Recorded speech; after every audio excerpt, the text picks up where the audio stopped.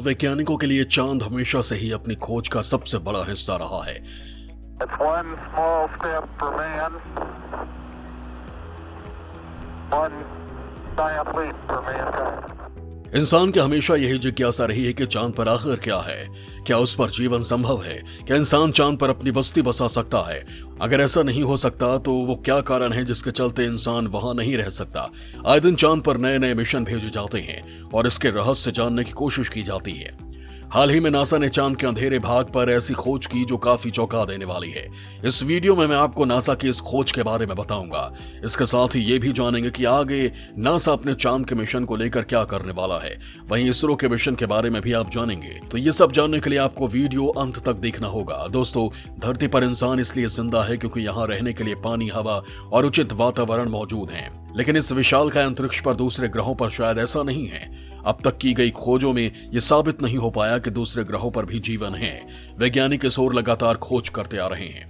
फिलहाल इन्हें इस मामले में सफलता नहीं मिल पाई है, लेकिन वैज्ञानिक चांद और मंगल ग्रह पर इंसानी बस्ती बसाने का सपना जरूर देखते आ रहे हैं। उनका कहना है कि एक दिन इंसान का स्वरूप खत्म हो जाएगा। इसके लिए जरूरी है कि वो अपना अस्तित्व बचाए। वैज्ञानिक दिन रात इसी खोज में लगे रहते हैं कि कैसे भी दूसरे ग्रहों पर जीवन की आस मिल सके और वो वहां मानव बस्ती बसा सके। फिलहाल इस मामले में इतनी सफलता नहीं मिल पाई है। मंगल ग्रह पर धरती की तरह का मेल खाता वातावरण जरूर पाया जाता है, लेकिन फिर भी वहां भी इंसान नहीं रह सकते, जिसके लिए वो लगातार प्रयास कर रहा है। वहीं चांद को लेकर भी उसकी यही कोशिश है। वैज्ञानिकों का कहना है कि चांद पर जीवन संभव है या नहीं, ये तो यहाँ मिलने वाले वातावरण पर निर्भर करता है। अभी हाल ही में नासा ने एक ऐसी खोज की है जिससे उनके वहां जीवन होने की संभावना बढ़ गई है। यहाँ मैं आपको बताता हूँ कि साल 2009 में नासा ने अपना एक रॉकेट भेजा था और करीब 1-2 टन वजनी रॉकेट चांद की सतह से 9000 किलोमीटर प्रति घंटे की गति से टकराया था।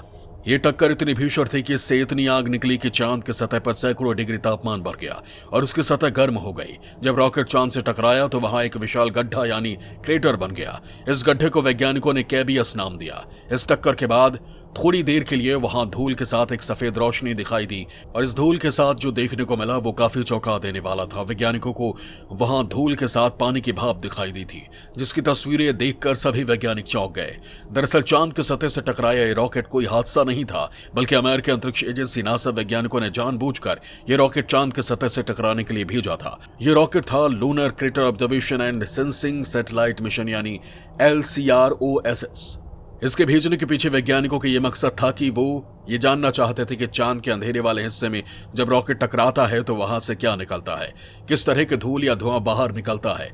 इसके साथ ही नासा ने एक दूसरा अंतरिक्ष यान रॉकेट के पीछे भेजा था ताकि वो LCROSS को चांद पर टकराने के बाद उसकी तस्वीरें ले सके। इसके अलावा नासा का लूनर रिकॉन्सेंस ऑर्बिटर दूर से सारे नजारे का जायजा भी ले रहा था। जब वैज्ञानिकों ने दोनों ही अंतरिक्ष यानों की तस्वीरों को देखा तो वो हैरान रह गए। उन्हें चांद की सतह पर रॉकेट की टक्कर से उठी धूल में 155 किलोग्राम पानी का भाप दिखाई दिया। वो पहली बार था जब चांद पर पानी मिला था। नासा के MS रिसर्च सेंटर में LCROSS के प्रिंसिपल इन्वेस्टिगेटर एंथनी कोलाप्रेट ने कहा था कि ये एक हैरतअंगेज नजारा था। हमने सभी तस्वीरों को कई बार जांचा, लेकिन हर बार वही नतीजा सामने आ रहा था। एरिजोना स्टेट यूनिवर्सिटी के प्लेनेटरी साइंटिस्ट मार्क रॉबिन्सन कहते हैं कि ये बात सच है कि चांद पर पानी का कोई स्रोत या खजाना नहीं है, लेकिन भाप का मिलना वाकई चौंका देने वाला है। लेकिन वहां पानी का जमा हुआ मिलना नई दिशा की ओर ले जाता है। मार्क रॉबिन्सन का कहना है कि चांद पर वायुमंडल नहीं है, यहाँ पर्यावरण बेहद एक्सट्रीम है। ऐसे में यहाँ कहीं से भी पानी के बनने और टिकने की उम्मीद ज्यादा नहीं रहती। हालांकि 25 साल पहले जब एक अंतरिक्षयान ने चांद के ध्रुवों पर हाइड्रोजन की खोज की थी तब ये भी संभावना जताई गई थी कि वहां बर्फ जमी हो सकती है। वहीं अब LCROSS ने इस थ्योरी को प्रमाणित कर दिया कि शायद चांद पर पानी जमा हुआ है। इस तरह की तस्वीर सामने आने के बाद जर्मनी स्थित Max Planck Institute of Solar System Research के साइंटिस्ट वैलेंटीन बिकेल ने कहा कि पूरी जांच पड़ताल के बाद पता चला कि चांद पर 6 लाख करोड़ किलोग्राम पानी मौजूद है। इनमें से ज्यादातर हिस्सा चांद के दोनों ध्रुवों पर उस हिस्से में है जो हमेशा अंधेरे में रहता है।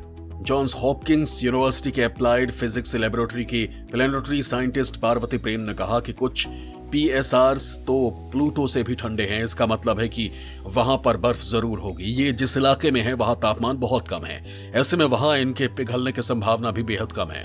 वहीं एक तरफ ये भी हो सकता है कि इनके अंदर जो बर्फ मौजूद है वो करोड़ों सालों से वैसी की वैसी ही पड़ी है, इसमें कोई हलचल या परिवर्तन नहीं हुआ है। और इसके साथ ये भी कहा जा सकता है कि यहीं से धरती पर पानी के बनने और उत्पत्ति का कोई कनेक्शन मिल जाए कि कैसे धरती पर पानी का अस्तित्व आया। पार्वती प्रेम ने कहा कि ये खोज भविष्य में इंसानों के सुदूर लंबे अंतरिक्ष मिशन के दौरान काम आ सकता है। दोस्तों, साल 2023 में नासा चांद के इन PSAR की जांच करने के लिए रोबोट भेजने की तैयारी में है। ये रोबोटिक व्हीकल इन क्रेटर्स में जाकर वहां की जांच करेंगे, पता करेंगे कि क्या सच में वहां इतनी बर्फ है जो इंसानों के मिशन में भी काम आ सकती है। इसके बाद इस दशक के अंत तक इंसानों को चांद पर भेजने की तैयारी की जाएगी। दोस्तों, चांद के अंधेरे हिस्से में क्या है ये जानना वैज्ञानिकों के लिए हमेशा से ही पहेली रहा है और इसका पता लगाने के लिए वो दिन रात मेहनत भी कर रहे हैं। ये एक बड़ा रहस्य है जिसका खुलासा करने के लिए वैज्ञानिक एकजुट हो रहे हैं। एरिजोना यूनिवर्सिटी के ग्रेजुएट स्टूडेंट पैट्रिक ओब्रियान कहते हैं कि चांद के अंधेरे वाले हिस्से में परछाइयों में परछाइयां मौजूद हैं। यहाँ इतना अंधेरा है कि वहां प्राचीन बर्फ मिल सकती है। हो सकता है कि यहाँ का तापमान -250 डिग्री सेल्सियस तक चला जाता है। इसलिए इस इलाके का पता लगाना बहुत जरूरी है कि क्या कभी वहां के स्रोतों का उपयोग इंसान अपने किसी मिशन में कर सकता है या नहीं, और अगर ऐसा होता है तो ये स्रोत मानव मिशन में काफी मददगार साबित हो सकते हैं। इसके साथ ही नासा ने अपने एक और नई खोज से यह साबित किया है कि उन्हें चांद की सतह पर पानी होने के निर्णायक सबूत मिले हैं। चंद्रमा की सतह पर पानी के अणुओं के मिलने की पुष्टि से वहां नासा अपने बेस बनाने की योजना को लेकर भी उम्मीदें बढ़ाए हुए है। इस बेस को चंद्रमा पर मौजूद प्राकृतिक संसाधनों के इस्तेमाल से ही संचालित करने का लक्ष्य है। इस सफलता को लेकर हॉनिबल के नासा सहयोगी जैकब ब्लीचर का कहना है कि शोधकर्ताओं को जल जमाव की प्रकृति समझने की जरूरत है। उनका मानना है कि इससे उन्हें यह तय करने में मदद मिलेगी कि अगर भविष्य में चांद पर किसी तरह की खोज की जाती है तो ये प्राकृतिक संसाधन कितनी मात्रा में सुलभ होंगे। इसके साथ ही चंद्रमा पर बेस कहां हो ये बहुत हद तक इस बात पर निर्भर करेगा कि पानी कहां है। वैज्ञानिकों के मुताबिक इस खोज के लिए सबसे पहले एक एयरबोर्न इंफ्रारेड टेलीस्कोप बनाया गया जिसे सोफिया नाम दिया गया। ये एक ऐसी वेधशाला है जो वायुमंडल के काफी ऊपर उड़ती है और एक बड़े पैमाने पर सौरमंडल का काफी स्पष्ट दृश्य उपलब्ध कराती है। इंफ्रारेड टेलीस्कोप की मदद से शोधकर्ताओं ने पानी के अणुओं के सिग्नेचर कलर की पहचान की। इसके साथ ही विशेषज्ञों का कहना है कि पानी का स्रोत मिलने के साथ ही अगर ये भी समझ जाएं कि इसे निकालना कैसे है तो ये चंद्रमा पर अर्थव्यवस्था के लिए आधार को तैयार करने में मददगार साबित होगा और चंद्रमा पर रॉकेट ईंधन बनाना सस्ता हो जाएगा। इसके साथ ही भविष्य में चंद्रमा पर शोध करने वाले धरती पर लौटना चाहेंगे तो वो पानी से हाइड्रोजन और ऑक्सीजन को अलग कर सकेंगे और ईंधन के तौर पर इस्तेमाल कर सकेंगे। नासा जहां चांद पर पानी की खोज में लगा हुआ है वहीं भारत भी कुछ पीछे नहीं है।